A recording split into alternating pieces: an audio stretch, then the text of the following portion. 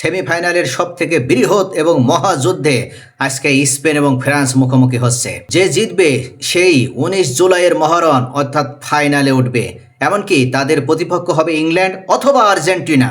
কিন্তু যে দলই তাদের প্রতিপক্ষ হোক না কেন তাদেরকে দুমড়ে বসরে দেবে আজকের খেলায় যারা জয়লাভ করবে। কেননা স্পেন এবং ফ্রান্স এই দুই দলের ভিতরেই পরিসংখ্যান যদি আমরা দেখি তাহলে সবথেকে বিশ্বকাপ জয় করার সম্ভাবনাটা এবার বেশি।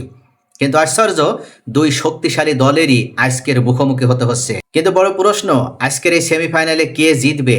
ফ্রান্স টানা তৃতীয়বারের মতন বিশ্বকাপ সেমিফাইনালে উঠেছে। অবিশ্বাস্য এক রেকর্ডও তারা গড়ে ফেলেছে। 2018 চ্যাম্পিয়ন হয়েছিল, 2022 তারা রানার্স আপ। তারা চায় তৃতীয়বারের মতন ফাইনালে উঠে ইতিহাস গড়তে। স্পেন ইউরো 2024-এর চ্যাম্পিয়ন, 2010-এর পর এই প্রথম বিশ্বকাপ সেমিফাইনালে তারা উঠতে পেরেছে।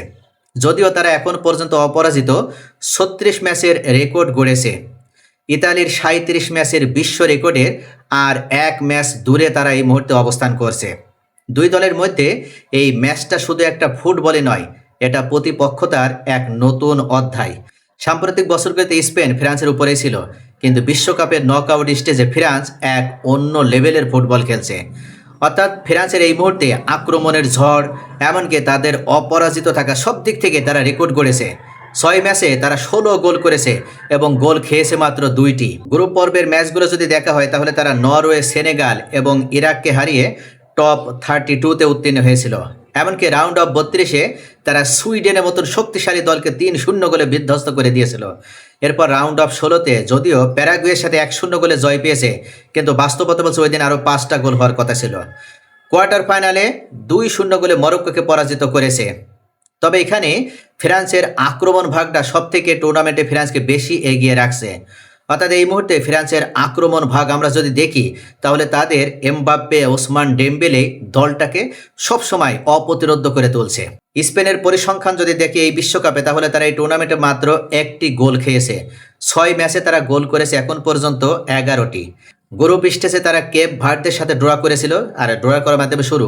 তারপর অস্ট্রিয়া, শক্তিশালী উরুগুয়ে, পর্তুগালকে হারিয়ে তারা শেষ পর্যন্ত কোয়ার্টার ফাইনালে বেলজিয়ামকে 2-0 করে হারিয়ে দিয়ে তারা এই সেমিফাইনালে উঠেছে।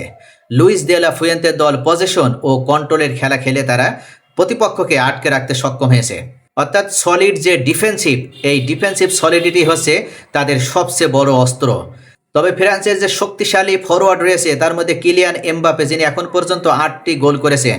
লিওনেল মেসির কাছাকাছি, অর্থাৎ মেসির যে 20 গোল, যদি আজকে তিনি গোল করতে পারেন তাহলে বিশ্বকাপের নকআউট স্টেজে সবচেয়ে বেশি গোলের রেকর্ডেও হয়ে যাবে তার। অর্থাৎ তার স্পিড, ফিনিশিং, এমনকি লিডারশিপও অপ্রতিরোধ্য। আর স্পেনের জন্য সবথেকে বড় সমস্যার কারণ হবে এই এমবাপ্পে। এছাড়া ওসমান ডেম্বেলে আছে ফ্রান্সের অন্যতম বড় অস্ত্র, অর্থাৎ এবারের অন্যতম সেরা পারফর্মারও। 5 গোল করেছেন এখন পর্যন্ত। বল নিয়ে দারুণ কাজ করেছেন এবং সফলতার প্রমাণ দিয়েছে। রিয়াল মাদ্রিদে চলে যাওয়ার পর তার ফর্ম আরও উন্নত হয়েছে।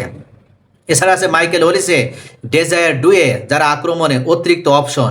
ফ্রান্সের বেঞ্চ এতটাই শক্তিশালী যে আক্রমণের ধার কোনোভাবেই ফ্রান্সের কমছে না। ডিফেন্সে আছে উইলিয়াম সালিবা, দায়ো, উপামেকানো, এমনকি কাউন্ডে। এই ত্রয় বিশ্বের অন্যতম সেরা। এছাড়া ফ্রান্সের অন্যতম গোলরক্ষক, সেরা গোলরক্ষক মাইক ন্যান রয়েছে, যিনি অত্যন্ত আস্থা এবং বিশ্বস্ততার সাথে এখন পর্যন্ত তার ভূমিকা পালন করে যাচ্ছে। আমরা স্পেনের দিকে যদি দেখি তাহলে তাদের আছে বড় তারকা লামিন ইয়ামাল। 18 বছরের এই প্রোডিজি এবার ইউরো 2024-এর মতো এক্সপ্লোর করতে পারেনি এখনও, অর্থাৎ নিজেকে সেভাবে মেলে ধরতে পারেনি। কিন্তু তার ড্রিবলিং, ভিশন ও ডেলিভারি যে কোনো মুহূর্তে ম্যাচ বদলে দিতে পারে। এছাড়া আছে ওয়ারজাবাল, স্পেনের সবচেয়ে নির্ভরযোগ্য স্কোরার, এবার 4 গোল করেছেন এখন পর্যন্ত। এছাড়া ক্লাস পারফর্মারও তিনি। স্পেনের আরেকজন বড় তারকা রদ্রি, যিনি মিডফিল্ডের অন্যতম নিয়ন্ত্রক। তার উপস্থিতি না থাকলে স্পেনের গেম অনেক দুর্বল হয়ে যায়। Dani Olmo, Alex Bayyinah, Fabian Ruiz, যারা পজিশন ও ক্রিয়েটিভিটির জন্য অত্যন্ত অপরিহার্য ভূমিকা পালন করছে। আমরা যদি এই মুহূর্তে ফ্রান্স এবং স্পেনের মধ্যে হেড টু হেড দেখি তাহলে এখন পর্যন্ত দুই দল 38 বার মুখোমুখি হয়েছে, যেখানে স্পেন 18 বার জিতেছে, ফ্রান্সের জয় 13টি এবং ড্র হয়েছে 7টি। স্পেন গোলে এগিয়ে, তারা এখন পর্যন্ত 71 গোল দিয়েছে, আর ফ্রান্স করেছে 74টি গোল। ইউরো 2024 সেমিফাইনালে স্পেন 2-1 গোলে পরাজিত করেছিল এই ফ্রান্সকে। এমনকি ন্যাশনস লিগ 2025-এর সেমিফাইনালেও স্পেন 5-4 গোলের এক থ্রিলার জয় পায় ফ্রান্সের বিপক্ষে। এছাড়া 2006-এও তারা 3-1 জয় পেয়েছিল বিশ্বকাপে ফ্রান্সের বিপক্ষে। অর্থাৎ সব মিলিয়ে পরিসংখ্যানের দিক থেকে আমরা যদি দেখি তাহলে সাম্প্রতিক সময়ে স্পেনের ধারে কাছেও নেই ফ্রান্স। তবে বিশ্বকাপের সেমিফাইনাল সবসময়ই যারা আত্মবিশ্বাস ধরে রাখতে পারে তারাই শেষ পর্যন্ত জয়ী হয়। ফ্রান্স চাইবে এই ম্যাচে দ্রুত আক্রমণ এবং কাউন্টার অ্যাটাকের মাধ্যমে গোল আদায় করে নিতে, আর স্পেন চাইবে বল ধরে রাখা, রদ্রির মাধ্যমে নিয়ন্ত্রণ ও ইয়ামেলের ম্যাজিক দেখানোর মাধ্যমে ম্যাচটাকে ছিনিয়ে নেওয়া। তাহলে শেষ পর্যন্ত কে এগিয়ে? আমার অ্যানালাইসিস অনুযায়ী আজকের ম্যাচে স্পেনই জিতবে 2-1 গোলে। তো প্রিয় দর্শক, আপনাদের কি মনে হয় আজকের এই অবিশ্বাস্য এবং বিশ্ব রেকর্ড গড়ার ম্যাচে স্পেন নাকি ফ্রান্স জয়ী হবে? আপনাদের মূল্যবান মতামত কমেন্টে জানাতে ভুলবেন না। ভিডিওটি ভালো লাগলে লাইক, কমেন্ট, শেয়ার করুন। আর পরবর্তী আপডেট জানতে চ্যানেলটি সাবস্ক্রাইব করে সাথেই থাকুন।